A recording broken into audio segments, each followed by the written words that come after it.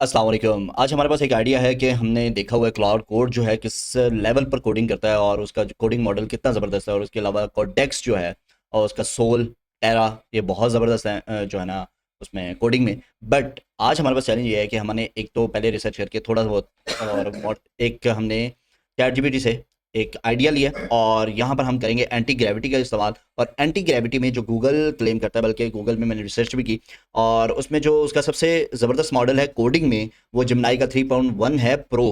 ठीक है, जो एंटी ग्रेविटी प्रो सब्सक्रिप्शन के अंदर आता है। और जो बाकी है 3.6 फ्लैश वगैरह भी चल रहे हैं, बट वो दूसरी चीज़ों में टास्क वगैरह में बहुत ज़बरदस्त है। बट कोडिंग में जो है 3.1 प्रो जो है हाई में रख के, हाई सेटिंग में रख के वो बहुत ज़बरदस्त है। जो कि ये है, हमारे पास आईडी इंस्टॉल्ड है एंटी ग्रेविटी की। और जो आपने इससे पहले देखी थी ये दूसरी एंटी ग्रेविटी का एजेंट मॉडल होता है, जिसमें सिर्फ और सिर्फ यहाँ पर आपके पास एक स्क्रीन आ रही होती है और उस पर हम प्रॉम्प्ट देते जाते हैं। तो ये आईडी है, इंटीग्रेटेड डेवलपमेंट इन्वायरमेंट इसको कहते हैं। और यहाँ पर हमारा प्रोजेक्ट हम एक न्यू बनाएंगे और जिसमें जो है हम ये हमारा काम क्या है, जो हमारा टास्क है वो ये है कि हमने यहाँ पर मैं आपको दिखा देता हूँ कि हमने एक ऐसा जो है ना वेबसाइट बनानी है जिसपे चैलेंज ये है कि वो वेबसाइट दोबारा सेम ना लगे। ठीक है, नेवर लुक्स और behave exactly the same way to ice. ठीक है, दोबारा जब भी लोड करें जो भी करें तो उसमें बहुत सारी चीज़ें कि उसमें स्क्रीन साइज़ क्या होगा, व्यू पोर्ट डायमेंशंस क्या होंगी, ये सारा प्रॉम्प्ट हमने एक दफ़ा बनवा लिया इसे चैटजीपीटी से। टेक्नोलॉजी की रिक्वायरमेंट्स क्या होंगी और उसके बाद उसमें क्या क्या चीज़ें करनी है, सारा कुछ हमने करा लिया। अब चलते हैं, इसको कॉपी कर लेते हैं और सबसे पहले जाते हैं हम ये इसके पास एंटी ग्रेविटी। ठीक है, एंटी ग्रेविटी। अच्छा, ये मैक चल रहा है स्क्रीन में और इसको मैंने क्रोम कास्ट कह लें या जो भी स्क्रीन मिररिंग। ठीक है, और यहाँ पर हम एक न्यू फोल्डर बना देंगे। अब ये ओपन हो गया और यहाँ पर ये बिल्कुल खाली है, सारा कुछ भी नहीं है। अब जो है हम इसको सारा कमांड दे देते हैं जो पूरी हमारे पास मौजूद थी। हमारे पास ये पूरा जो है प्रॉम्प्ट मौजूद है, वो पूरा प्रॉम्प्ट इसको हम दे देते हैं। बट इससे पहले इसको कहते हैं कि ये पूरा प्लान बनाना है, आपने अभी डेवलपमेंट स्टार्ट नहीं करनी। तो यहाँ पर हम कह देते हैं make proper plan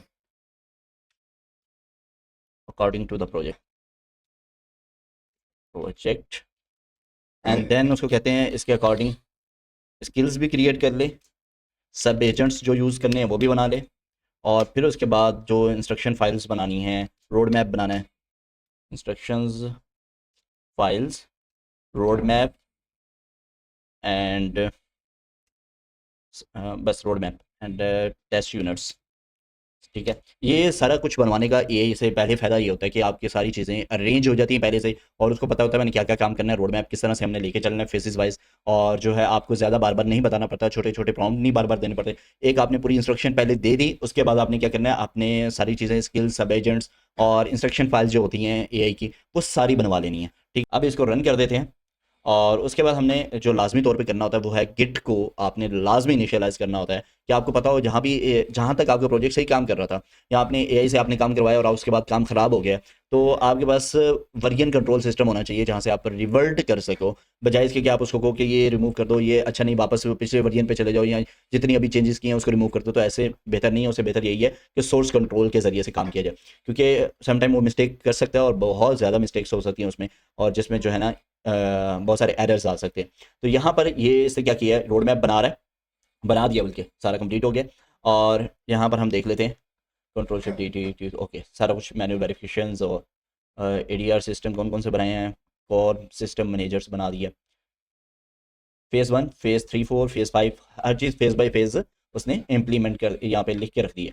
specific aesthetic preferences, colour palette beyond apple experiment, नहीं नहीं हमारा नहीं कुछ भी। Should we have specific web GL, open questions, open questions के हमें आंसर देने पड़ेंगे। यहाँ पे हम ऐड कर देते हैं, यहाँ पे नो नो स्पेसिफिक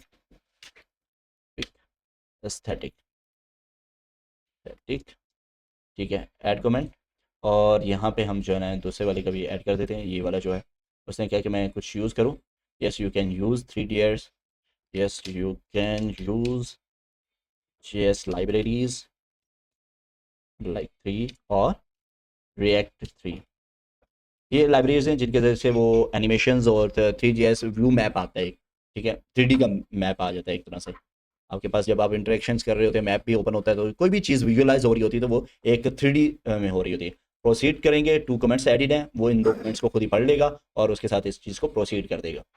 तो हमने इसको प्रोसीड कर दिए। ये ना हमारे पास बार बार इस तरह से अलाउ अलाउ करना पड़ता है और ये बहुत बड़ा हेडेक है। तो इसकी सेटिंग भी बताता हूँ फिलहाल, तो इसको अलाउ कर देते हैं। और अब चलते हैं एंटी ग्रेविटी में आईडी कुछ सेटिंग करनी पड़ती है, जिसके बाद आपका जो काम करने का जो बिहेवियर है वो बहुत ज़्यादा फास्ट हो जाता है और आपको ज़्यादा हेडेक भी नहीं उठानी पड़ती। आपने सबसे पहले एंटी ग्रेविटी आईडी को इंस्टॉल करने के बाद यहाँ पे सेटिंग में आ जाना है, और सेटिंग के बाद एडिटर सेटिंग में जाएंगे तो यहाँ पर 3 ऑप्शन आ जाते हैं, 3 टैब आ जाएंगे आपके सामने। एंटी ग्रेविटी आईडी सेटिंग में चले जाना है, और उसके बाद यहाँ पर 2 चीज़ें हैं। हम नेक्स्ट प्रॉम्प्ट देते हैं, ठीक है, नंबर ऑफ प्रॉम्प्ट्स बार बार दे रहे हैं, 1 2 3 4 5, ठीक है। हम चाह रहे हैं एक प्रॉम्प्ट काम कंप्लीट हो गया तो अगला प्रॉम्प्ट फिर जाए, ठीक है, और फिर उसके बाद अगला प्रॉम्प्ट जाए। तो ये लिस्ट वाइज क्यू में जाके फिर प्रॉम्प्ट आगे जाते हैं। तो वो सेटिंग यहाँ पर आपको सबसे पहले मिलेगी, क्यू मैसेजेस क्यू में जाएं या सेंड इमीडिएटली। अगर आप चाहते हैं आपने कोई प्रॉम्प्ट दिया फौरन चला जाए तो आप सेंड इमीडिएटली कर सकते हैं, बट रिकमेंडेड यही है कि आप उसको क्यू में डालें। खुद वहां पर मैन्युअली आप जाके क्लिक कर सकते हैं कि ये अभी चला जाए मैसेज। उसके बाद यहाँ पे एजेंट सिक्योरिटी मोड है, यहाँ पे फुल एक्सेस कर दें।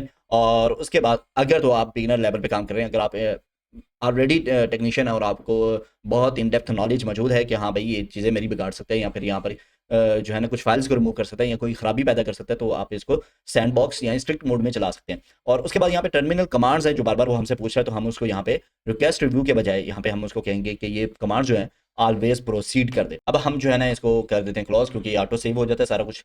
और उसके बाद क्लोज कर देते हैं, और जो हमारे पास यहाँ पर बाकी फाइल्स हैं, फेज़ 1 के टास्क वगैरह कुछ कंप्लीट हो चुके हैं, और यहाँ पर हम इसको एक्सेप्ट ऑल कर लेते हैं।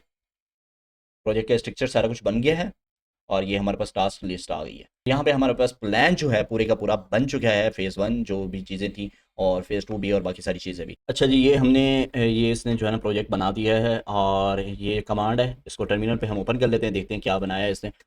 और जो है ना यहाँ पर हम इस लिंक को ओपन करेंगे, और इसको क्रोम में ये ओपन हो जाएगी, और हम यहाँ पर चलते हैं फुल स्क्रीन पे, ठीक है, और explore the word, enter the word. और यहाँ पर ये जो है ना फुल स्क्रीन में है, और ये इसको फुल स्क्रीन से रिमूव करते हैं, वापस आते हैं। तो ये 1 ऑफ 10 डिस्कवर्ड हो गया है, एक काम हुआ है। और अगर स्पेस वगैरह या रिसाइज करके देखते हैं इसको, एग्जिट फुल स्क्रीन, और इसके बाद विंडो को रिसाइज करके देखते हैं। अच्छा जी, ये जो है ना हमने फुल स्क्रीन से फुल स्क्रीन, और ये फुल स्क्रीन से बाय। और इसके बाद अगर इस पर यहाँ पे हम क्लिक करते हैं सिंपल वैसे ही स्पेस का बटन, तो ये कुछ नहीं कर रहा, तो इसका मतलब बाकी चीज़ें काम नहीं कर रही अभी। तो हम वापस आते हैं, और क्योंकि इसने हमें ना कोई डॉक्यूमेंट्स कोई फेजेस वगैरह बना कर नहीं दिए। क्लाउड को जब ये चीज़ हम कहते थे कि स्किल्स वगैरह सब एजेंट सब कुछ बना के रख लो, तो वो प्रोजेक्ट के अंदर ही उसका सारा एक इन्फॉर्मेशन बना के इंस्ट्रक्शन फाइल्स बना कर रख लेता था। तो ये इसको हम जाके कहते हैं, पहले सबसे पहले ये इसको कह दिया। अब देखते हैं ये क्या करता है, कि ये चीज़ जब हम क्लाउड को कहते थे कि ये सारी चीज़ें बनानी है, तो क्लाउड क्या करता था, एक अलग से सारी चीज़ें बना के उसको सेव करके रख देता था यहाँ पे। अब ये इसने दोबारा प्लान बना के दिया, इम्प्लीमेंटेशन प्लान, जिसमें सारे रूल्स स्किल्स और सारी चीज़ें डिफाइन की हुई हैं, किस तरह से सारे काम चलेंगे, एजेंट्स बनेंगे, स्किल्स बनेंगी, रूल्स बनेंगे, और सारा कुछ है। इसको हम प्रोसीड कर देते हैं, क्योंकि हमने प्लान के लिए अभी उसको रिस्ट्रिक्ट किया है रिव्यू के लिए, कि पहले हमारे पास रिव्यू आए, उसको प्रोसीड करें तो आगे कंटिन्यू करना है काम को। तो कंटिन्यू होने के बाद वो हमसे येस अलाउ ये वो चीज़ें नहीं मांगेगा, क्योंकि हमने सेटिंग में बाय डिफ़ॉल्ट सेट कर दिया है कि बस आप काम करते जाओ। तो जनाब इस टाइम जो है ना एजेंट ने खुद ही मेरा ब्राउज़र ओपन करके जो है ना चेक करने लग गया है क्या हो रहा है, कैसे हो रहा है, और सारी चीज़ें देख रहा है, और माउस मूव करके भी कि कुछ हो रहा है कि नहीं हो रहा है, स्क्रीनशॉट ले रहा है और वापस एजेंट्स को दे रहा है। और उसके बाद जो है ना इस पर आगे काम शुरू करेगा जिस तरह भी। क्योंकि यहाँ पर नीचे डायमेंशन डिस्कवर्ड आ रहा है, एग्जिट फुल स्क्रीन कर देता है लेकिन कुछ होता नहीं है। तो अब फुल स्क्रीन पे करके एक डिस्कवर्ड तो हो जाता है, ठीक है, ना दूसरे पॉइंट पे जा रहा है ना तीसरे पॉइंट पे जा रहा है। और प्लान जो है वो भी उसने बना दिया था। हम देखते हैं चल के, बल्कि इसी को कहते हैं, ये रहा। तो यहाँ पर ये काम शाम सारा चल रहा था, इस पर वो काम कर रहा है, वेबसाइट को पढ़ रहा है बार बार, ये देखें, ठीक है, स्क्रीनशॉट ले रहा है और सारी चीज़ें देख रहा है। तो हम इसको कहते हैं चलो काम करते रहो। उसके बाद देखते हैं ये क्या करता है, फाइनल रिजल्ट हमें क्या देता है। फेज 0 1 एंड 2 हमने कंप्लीट कर दिया, जो फुल स्क्रीन वाला बग था वो भी रिमूव कर दिया है, कि अब बाकी काम भी होंगे और बाकी चीज़ें भी होंगी। और इसके बाद जो है यहाँ पर हमें उसने कहा है कि फेज़ 3 एंड 4 के लिए जब आप रेडी हो तो बता सकते हैं। तो उससे पहले हम क्या करते हैं, एक्सेप्ट ऑल करके एक दफ़ा जाके प्रीव्यू चेक कर लेते हैं कि क्या वाकई कुछ चेंज हुआ है या नहीं हुआ। Enter the word, move your cursor.